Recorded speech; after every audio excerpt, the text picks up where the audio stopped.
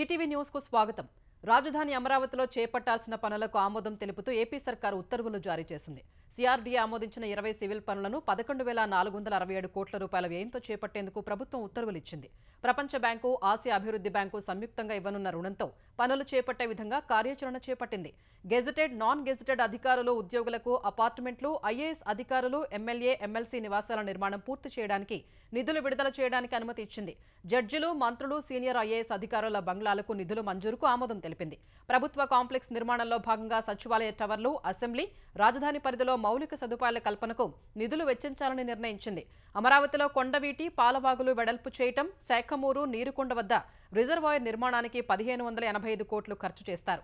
Happy Nest ప్రాజెక్టులో భాగంగా 12 టవర్లతో 1,200 అపార్ట్మెంట్ల నిర్మాణం కోసం 984 కోట్లు కేటాయించింది.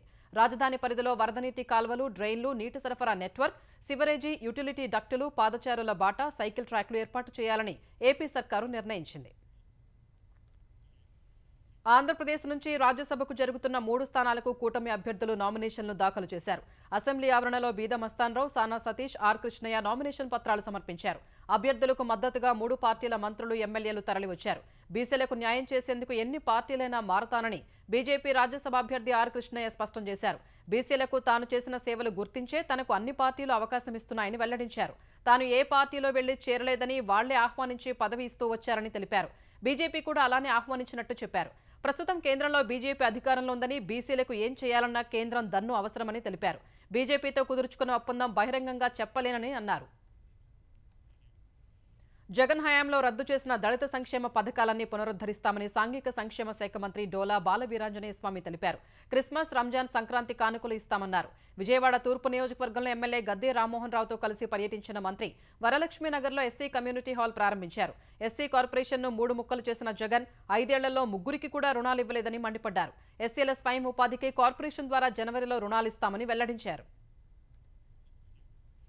ఆంధ్రప్రదేశ్ ప్రజలపై చెత్త పన్ను వేసిన వైసీపీ ప్రభుత్వం ఆ చెత్తను శుభ్రం చేసేందుకు కనీస చర్యలు తీసుకోలేదని పురపాలక శాఖ మంత్రి నారాయణ విమర్శించారు. వచ్చే ఏడాది అక్టోబర్ నాటికి డంప్ యార్డులోని మొత్తం చెత్త తొలగిస్తామన్నారు. పల్నాడు జిల్లా ఎడ్లపాడులో చెత్త నుంచి విద్యుత్ ఉత్పత్తి చేస్తున్న జిందాల్ ప్లాంట్ను MLA Prathipati Pullarao, స్వచ్ఛంద్ర corporation chairman పట్టాభితో కలిసి మంత్రి పరిశీలించారు. ప్లాంట్ నిర్వహణ, ఇతర వివరాలు తెలుసుకున్నారు. విశాఖ, పల్నాడులోని ప్లాంట్లలో 2,500 టన్నుల చెత్త ద్వారా విద్యుత్ను ఉత్పత్తి చేస్తున్నట్లు నారాయణ వెల్లడించారు. వ్యవసాయ యాంత్రీకరణ, డ్రిప్ ఇరిగేషన్ పథకాల అమలు వేగవంతం చేయాలని తెలంగాణ వ్యవసాయ శాఖ మంత్రి తుమ్మల నాగేశ్వరరావు ఆదేశించారు. ఈ ఆర్థిక సంవత్సరంలో ఎక్కువగా రైతులకు లబ్ధి చేకూరేలా చర్యలు తీసుకోవాలని అధికారులకు సూచించారు. వ్యవసాయ, ఉద్యాన మార్కెటింగ్ అధికారులతో మంత్రి తుమ్మల సమీక్ష నిర్వహించారు. వివిధ పథకాల పురోగతి వివరాలు అధికారులు తుమ్మలకు అందించారు. ప్రాథమిక సహకార సంఘాల బలోపేతం, పునర్వ్యవస్థీకరణలపై మంత్రి దిశానిర్దేశం చేశారు. గతంలో జరిగిన పొరపాట్లను పునరావృతం కాకుండా కేంద్ర ప్రభుత్వం నిధులను పూర్తి స్థాయిలో వినియోగించేలా ప్రణాళిక చేసుకోవాల్సిందిగా సూచించారు. మార్చి నాటికి 1,00,000 ఎకరాల్లో పామాయిల్ ప్లాంటేషన్ లక్ష్యాన్ని పూర్తి చేయాలని తుమ్మల అధికారులకు వివరించారు. అసెంబ్లీ శీతాకాల సమావేశాల్లో తమకు 18,000 వేతనాన్ని నిర్ణయించడం సహా పీఎఫ్, ఈఎస్ఐ ఉద్యోగ భద్రత కల్పించాలనే డిమాండ్తో ఆశా వర్కర్లు ఆందోళన చేపట్టారు.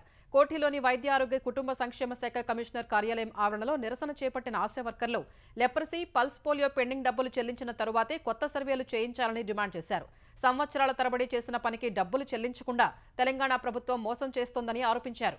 ఇప్పుడు మళ్లీ కొత్తగా లెప్రసీ సర్వే చేయాలని ఒత్తిడి చేయటం అన్యాయమని చెప్పారు. తక్షణమే సీఎం రేవంత్ రెడ్డి జోక్యం చేసుకుని పెండింగ్ బిల్లులు చెల్లించడం సహా ఆశాలను ఆదుకోవాలని కోరారు.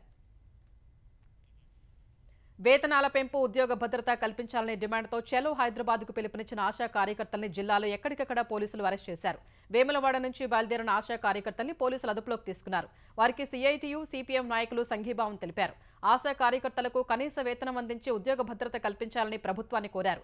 సంగారెడ్డి జిల్లా నిజాంపేట మండల కేంద్రంలో ఆశా వర్కర్లను తెల్లవారుజామునే పోలీసులు ముందస్తు అరెస్టు చేశారు. ఆశా కార్యకర్తలకు సంఘీభావం తెలిపిన కార్మిక సంఘాలు పెండింగ్ బిల్లులు చెల్లించాలని డిమాండ్ చేశారు. లేని పక్షంలో రాష్ట్ర వ్యాప్తంగా ఆశా వర్కర్ల ఆధ్వర్యంలో నిరసన కార్యక్రమాలు చేపడతామని ప్రభుత్వాన్ని హెచ్చరించారు. హామీల సాధన కోసం ఆందోళన చేసిన ఆశా వర్కర్ల పట్ల పోలీసులు హేయంగా, దుర్మార్గంగా ప్రవర్తించారని బీఆర్ఎస్ పార్టీ కార్యనిర్వాహక అధ్యక్షుడు కేటీఆర్ మండిపడ్డారు. నిన్న పోలీసుల దాడిలో గాయపడి ఉస్మానియా ఆసుపత్రిలో చికిత్స పొందుతున్న ఆశా వర్కర్లను కేటీఆర్ పరామర్శించారు. పోలీసుల దమనకాండకు సంబంధించిన ఆధారాలున్నాయని, ఆశా వర్కర్ల తరపున అసెంబ్లీలో ప్రభుత్వాన్ని నిలదీస్తామని తెలిపారు.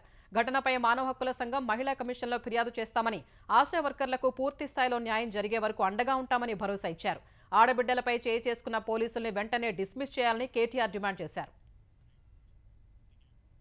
సినీ నటుడు మోహన్ బాబు కుటుంబంలో వివాదం నేపథ్యంలో ఇవాళ సన్నిహితుల సమక్షంలో చర్చలు జరిగాయి.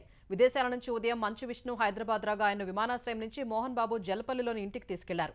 అదే ఇంటికి మనోజ్ కూడా తన భార్యతో కలిసి వచ్చారు. అనంతరం సన్నిహితుల సమక్షంలో చర్చలు జరిగాయి.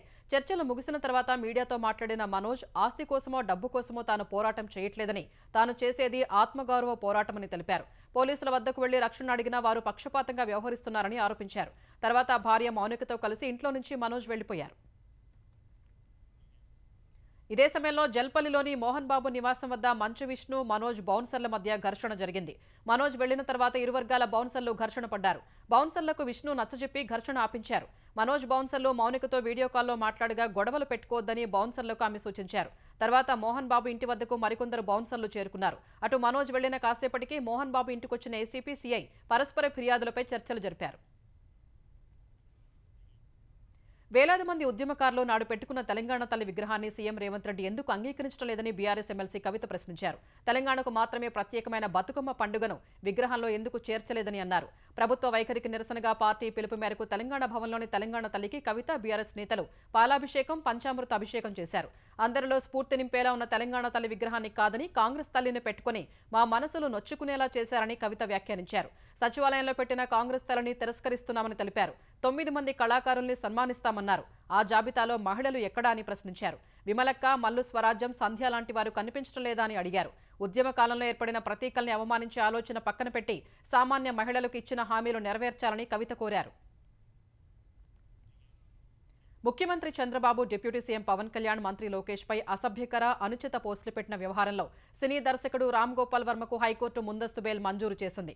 అయితే అసభ్యకర, అనుచిత పోస్టుల అంశంపై పోలీసుల దర్యాప్తుకు సహకరించాలని కోర్టు రామ్ గోపాల్ వర్మను ఆదేశించింది. పోలీసులు కోరినప్పుడు విచారణకు హాజరు కావాలని స్పష్టం చేసింది. రామ్ గోపాల్ వర్మ ముందస్తు బెయిల్ కోసం దాఖలు చేసిన పిటిషన్పై హైకోర్టు ఇదివరకే విచారణ పూర్తి చేసింది. ఆయనకు బెయిల్ ఇస్తూ ఇవాళ తీర్పిచ్చింది. కోనసీమ జిల్లాలో పంట కాలువలోకి కారు దూసుకెళ్లిన ఘటనలో తల్లి, కుమారుడు మృతి చెందగా మరో కుమారుడు గల్లంతయ్యాడు. పి గన్నవరం మండలం పోతవరానికి చెందిన నేలపూడి విజయ్ కుమార్ కుటుంబం ఈ నెల 6న సొంత కారులో విహారయాత్ర కోసం విశాఖపట్నం, అరకు తదితర ప్రాంతాలకు వెళ్లారు. గత రాత్రి 9 గంటలకు విశాఖ నుంచి తిరుగు పయనమయ్యారు. రావులపాలెం మండలం ఈతకోట వద్దకు చేరుకున్న సమయానికి భర్త నుంచి డ్రైవింగ్ ను భార్య ఉమా తీసుకున్నారు. ఊడిమూడి శివార్లోని చింతావారిపేట వద్ద కారు అదుపు తప్పి పక్కనే ఉన్న పంట కాలువలోకి దూసుకుపోయింది. మొదట భార్యాభర్తలు పెద్ద కుమారుడు బయటకు వచ్చినా చిన్న కుమారుని రక్షించే ఉద్దేశంతో మళ్లీ కాలువలోకి వెళ్లారు. ఈ క్రమంలో భార్య, పెద్ద కుమారుడు కూడా కాలువలో మునిగిపోగా భర్త బయటపడ్డారు. ఈ సమాచారం తెలిసి సహాయ చర్యలు చేపట్టిన స్థానికులు, పోలీసులు భార్య ఉమా, పెద్ద కుమారుడు రోహిత్ మృతదేహాలు కొంత దూరంలో గుర్తించి బయటకు తీశారు. చిన్న కుమారుడు మనోజ్ కోసం గాలిస్తున్నారు. ఎమ్మెల్యే గిడ్డి సత్యనారాయణ ఘటనా స్థలానికి వెళ్లి ప్రాణాలతో బయటపడిన విజయ్ కుమార్ ను ఓదార్చారు.